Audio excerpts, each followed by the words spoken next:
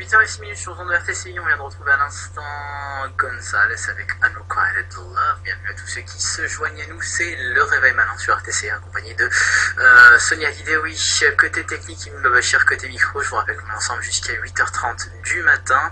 Et là tout de suite j'ai le plaisir d'accueillir par téléphone Skander Sefi qui est chef de comité de la Sociamed Sousse, comité SCOP.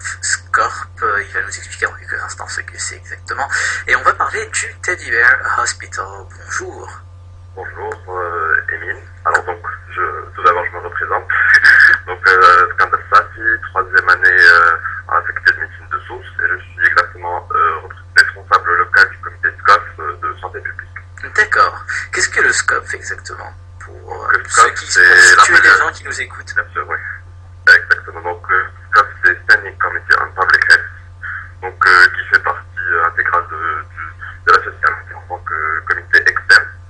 C'est-à-dire que notre boulot consiste à traiter les problèmes de santé publique, que ce soit au sein de notre faculté ou bien à l'extérieur, en ce qui concerne la sensibilisation, la prévention.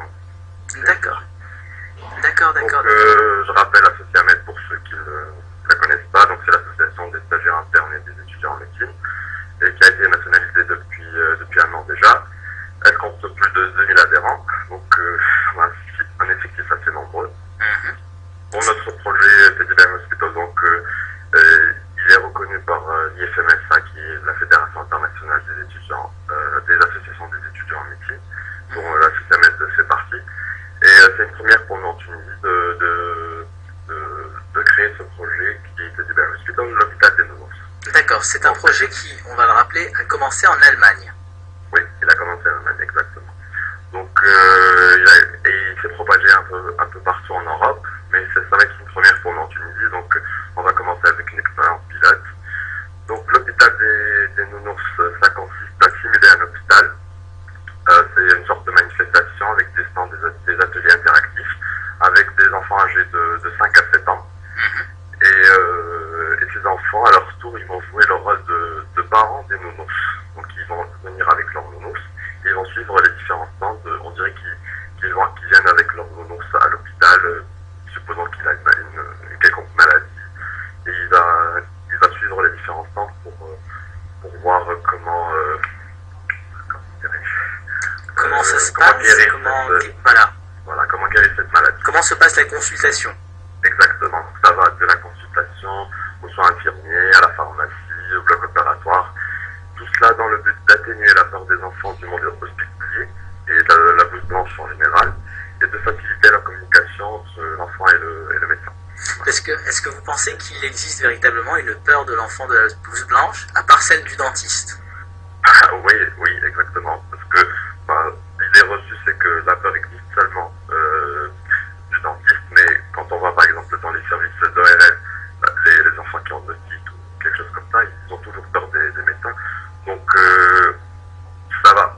C'est un travail qui se fait à long terme, mais ça va quand même atténuer cette peur-là. D'accord. Et donc après cela, est-ce qu'on a déjà quelques idées sur les résultats que ça a donné dans d'autres pays où l'expérience a été menée? Oui, ça a très bien réussi. D'ailleurs, ce qu'on attend, le plus important de ce qu'on attend de ce projet, c'est que les enfants soient coopérants avec nous, qu'ils suivent l'histoire, que le nounours c'est leur enfant, et puis comment ils guérissent de cette maladie. Donc déjà ce point-là. Et puis peut-être que ce n'est pas un très grand problème pour nous en Tunisie de traiter ce problème-là, parce que on a beaucoup de choses à revoir dans notre système de santé publique. Mais certes, c'est une expérience pilote et on pourra voir ce que ça va donner, quoi. D'accord. Et vous comptez organiser ça déjà? Quel est le public cible? Quels sont les enfants que vous comptez cibler avec cette initiative dans un premier temps?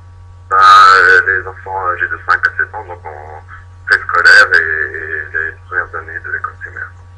D'accord. Et dans quelle ville vous allez commencer à organiser ça? Donc c'est à Sousse. Moi je suis à Sousse. On va commencer avec un projet local.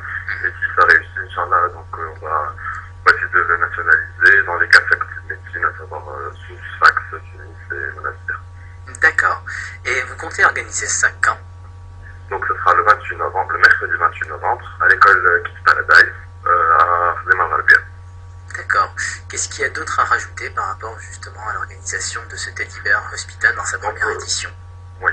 Donc la semaine dernière, on a suivi une formation avec une pédopsychiatre pour savoir comment aborder les enfants, qu'est-ce qui est délicat dans cet abord-là. Et on a fait une répartition de telle sorte que chacun connaisse son poste, qu'est-ce qu'il doit faire exactement, et pour question d'organisation, quoi. Et on va faire une prévisite demain de l'école pour c'est comme une sorte de prise de contact avec les enfants et d'introduire les pathologies que vont connaître les nounours et puis aussi de connaître leurs nounours. D'accord. D'accord. Ça c'est assez sympa. Donc qu'est-ce qu'on pourrait déjà vous souhaiter?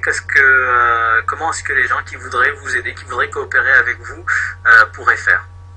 Bah, c'est surtout qu'on voudrait prolonger, exploiter plutôt prolonger notre projet à long terme. On voudrait, si avec n'importe quelle société ou magasin de jouets ou peu importe ce que c'est, voudrait nous aider avec des dons de nounours, d'affiches, de décorations et tout, et vous n'avez qu'à consulter notre page social media où il y a tous les contacts. D'accord. Sur Facebook. Et puis je voudrais remercier à CCMED de nous avoir permis de nous épanouir dans la gestion. C'est vraiment extraordinaire. D'accord. Bah écoutez, nous on vous souhaite beaucoup de courage. On espère voir d'autres initiatives de ce genre dans tous les hôpitaux du pays, pourquoi pas. Je vous remercie beaucoup. Et puis on vous souhaite bon courage et on vous souhaite aussi une excellente journée. Merci à vous aussi. Merci Scandale. Au revoir.